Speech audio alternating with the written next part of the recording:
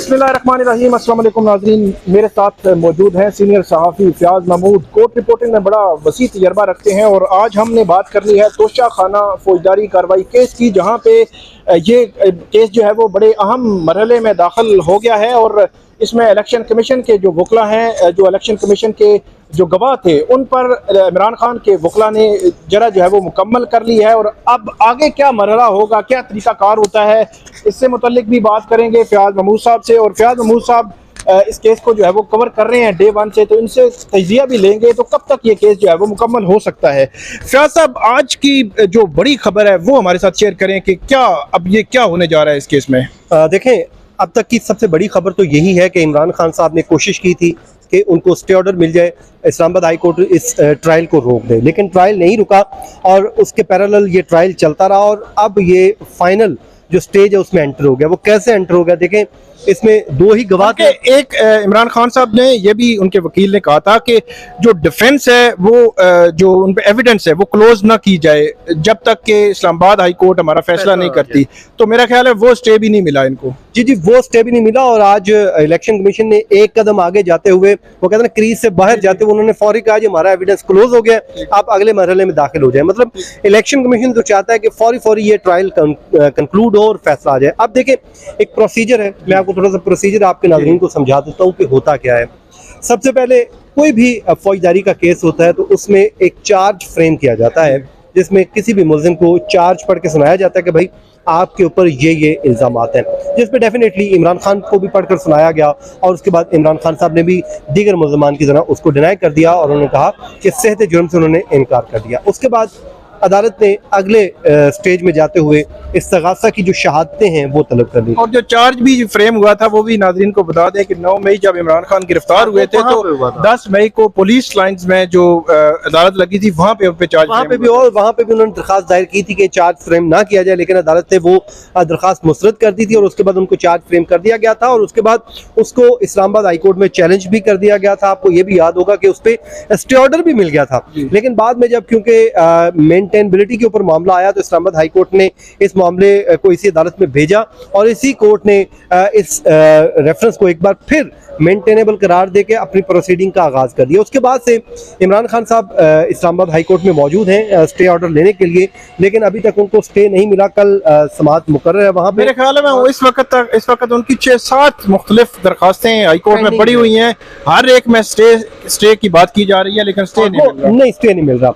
मैं आपको थोड़ा सा प्रोसीजर बता देता हूँ। उसके बाद जब चार्ज फ्रेम हो जाता है तो फिर एविडेंस तलब किया जाता है और इस केस में भी एविडेंस हुआ। फिर उसमें बयान जो है वो कलम बंद कर लिए जाते हैं। अब होता तो यही है, अगर ज्यादा एक फहरिस्त तवील हो तो उसमें एक गवाह का बयान कलम बंद कर लिया जाता है, फिर उस पर क्रॉस एग्जामिन कंप्लीट करके उसको कंप्लीट कर दिया जाता है, फिर अगले पे। अब इसमें क्योंकि गवाह थे ही दो तो पहले दोनों का बयान कलम बंद कर लिया और इसमें 2 मेजर गवाहों में से एक जो मेजर गवाह था वो क्या था, वो डिस्ट्रिक्ट इलेक्शन कमिश्नर थे जो इस्लामाबाद के वकास मलिक साहब। इनकी एक स्टेटमेंट थी और वो लेंथी स्टेटमेंट हुई थी क्योंकि कंप्लेनेंट है इसमें, वो कंप्लेनेंट भी है क्योंकि, और उनकी एक जो है वो लंबी एक स्टेटमेंट हुई थी। दूसरे इसमें गवाह थे जो फाइनेंशियल इनका डिपार्टमेंट है इलेक्शन कमीशन का, मुसद्दिक अनवर साहब। उनकी स्टेटमेंट बड़ी शॉर्ट सी स्टेटमेंट थी, तो इसी वजह से क्रॉस एग्जामिन भी उन पर बहुत छोटा हुआ। मतलब जो डिस्ट्रिक्ट इलेक्शन कमिश्नर जो कंप्लेनेंट है उन पर 4 दिन कम से कम जो है वो जरा जारी है और दूसरे पर मेरे ख्याल में 15 से 20 मिनट लगे हैं। तो फिर उसके बाद जनाब इसमें हुआ ये कि इन पे क्रॉस एग्जामिन होती रही, ख्वाजा हारिस मुख्तलिफ सवालात करते रहे, तू तकरार भी चलती रही, लड़ाई झगड़ा भी आपस में और बहस मुबाहिसा भी चलता रही। इसी तरह करते करते आज जब पहले गवाह का बयान मुकम्मल हुआ तो ख्वाजा हारिस साहब ने इस्तदा की कि जनाब अब इस दूसरे गवाह को कल के लिए रख देते हैं। तो जज साहब ने कहा कि नहीं भाई, आज इसको आप शुरू तो करें ना, बाकी कंप्लीट फिर बाद में होगा।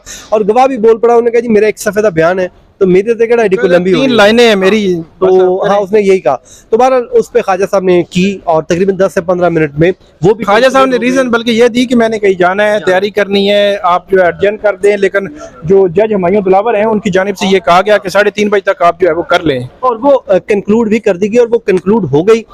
अब अगली स्टेज पे आप आ जाइए, मैं क्योंकि आपको ट्रायल बता रहा हूँ आपके नाजरीन को, तो अब अगली स्टेज ये आ गई है कि इस पे एविडेंस क्लोज करना होता है। तो वो इलेक्शन कमीशन एविडेंस क्लोज कर चुकी है और उससे नेक्स्ट जो स्टेज होती है वो होती है किसी भी मुल्जिम की स्टेटमेंट। एविडेंस क्लोज को बिल्कुल आसान अल्फाज में ये कहें कि जो उनके सबूत प्रूफ जो कुछ उनके पास था उन्होंने ला के कोर्ट के सामने रख रख दिया। दिए। उन्होंने कहा जी इस तो बाद साढ़े हाथ खड़े नहीं, इस तो बाद साढ़े को कुछ नहीं। इसके अलावा वो बस, कहते हैं हमने मुकम्मल। ओके। अब वो कुछ लाएंगे भी तो वो उसको एंटरटेन नहीं किया जाएगा, ठीक है, क्योंकि उन्होंने एक एविडेंस क्लोज कर दिया है।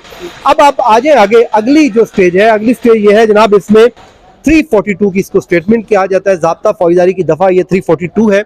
इसमें जो है मुख्तलिफ तरीक़ाकार अपनाए जाते हैं। इस केस में हुआ यह है कि इमरान खान को ज़ाती हैसियत में तलब कर लिया है, वो आके अपनी कल स्टेटमेंट रिकॉर्ड करवाएंगे। मैं कल 12 बजे तलब, कल 12 बजे मियां नवाज शरीफ साहब का केस हमने क्योंकि कवर किया, उससे पहले और भी ट्रायल कवर किए, तो मियां साहब के साथ ये हुआ था कि उनको एक क्वेश्चनर दे दिया गया था। अब उनका थोड़ा डिफरेंस कह सकते हैं कि वो बहुत लेंथी स्टेटमेंट थी, तकरीबन 32-34 मुझे याद पड़ता है, 132-34 सवाल थे। तो उनको स्टेटमेंट दे दी थी, उनके वकला ने बैठ के वो स्टेटमेंट तैयार की थी, आके मियां साहब ने पढ़ दी थी। बल्कि आपको याद होगा मरीम नवाज साहिबा की जब वो चल रही थी उसमें खबरें भी बनती थी, मुझे कोमा भी पड़ गई, फुला भी पड़ गई, फुल स्टॉप भी पड़ गई। हालांकि ये नीड होती है, आपको पता है, मतलब कि ये जो स्टेटमेंट उनके वकला तैयार करेंगे वो आके इमरान खान यहाँ पे पढ़ेंगे। हाँ, उसमें क्वेश्चन पहले दिया गया था। अब इस केस में थोड़ा सा डिफरेंस है। इस केस में अभी इमरान खान साहब के वकला को कोई क्वेश्चन नहीं दिया गया। अब क्वेश्चन नहीं दिया गया तो इट मींस कल वो आएंगे। में ख्वाजा हारिस को बात कर रहे थे कि जो क्वेश्चनर आएगा मैं उसको तनाजुर को देखकर उस पे जो है ये हो सकता है उनको पहले क्वेश्चनर मिले, और आमतौर पे दिया जाता है ताकि एक्यूज अपनी, देखिए किसी भी मुल्जिम का फेयर ट्रायल उसका हक होता है, तो उसका ये भी हक है कि वो क्वेश्चनर अच्छे से तैयार करके आए, क्योंकि अदालत ये तो नहीं चाहती कि वो एग्जाम तो ले नहीं रही कि बंदे को फेल करना है, ये चीट ना करके आ जाए। बेसिक मकसद ये होता है कि यार ये पढ़े, समझे, रिकॉर्ड को देखे और अच्छा सा अपनी स्टेटमेंट आके रिकॉर्ड करवाए, अपने आप को क्लियर करे, बस मामला ये है। क्योंकि एक्यूज जो होता है किसी भी कोर्ट का फेवरेट चाइल्ड होता है। उससे अगली जो स्टेज होगी जनाब वो होगी कि इस पे फाइनल आर्गूमेंट्स होंगे, दोनों साइडें आर्गूमेंट्स करेंगी, इलेक्शन कमीशन आर्गूमेंट्स का आगाज करेगा क्योंकि इसमें इस्तगासा वो है। उसके बाद ख्वाजा हारिस अपने आर्गूमेंट्स करेंगे। हाँ, एक सूरत हो सकती है, ख्वाजा हारिस के एक सूरत में पहले हो सकते हैं आर्गूमेंट। अगर ख्वाजा हारिस कहें कि जी ये पकड़े जी मेरी 10 गवाहों की फहरिस्त है, मैं अपने गवाह पेश करना चाहता हूँ, ठीक है, वो किस स्टेज पे उन्होंने रखनी है मैं बताता हूँ। ये 342 में ही आखिर पे एक सवाल पूछा जाता है कि क्या आप कोई अपना डिफेंस पेश करना चाहते हैं। तो आमतौर पे एक्यूज कहता है भाई मेरा केस बनता ही नहीं है तो मैं क्यों करूँ। और ख्वाजा साहब का आमतौर पे यही होता है कि वो कहते होते हैं कि ये अगले पे डालो, तुम साबित करो, मैं क्यों साबित करूं खुद को। तो वो करते नहीं होते। लेकिन अब देखना होगा कि इमरान खान इस केस में अपने हक में कोई एविडेंस लेके आते हैं या नहीं। हो सकता है वो किसी जिसको ये ताइफ बेचे गए उसको ले आए, हो सकता है किसी बैंकर को ले आए, हो सकता है किसी और गवाह को ले आए।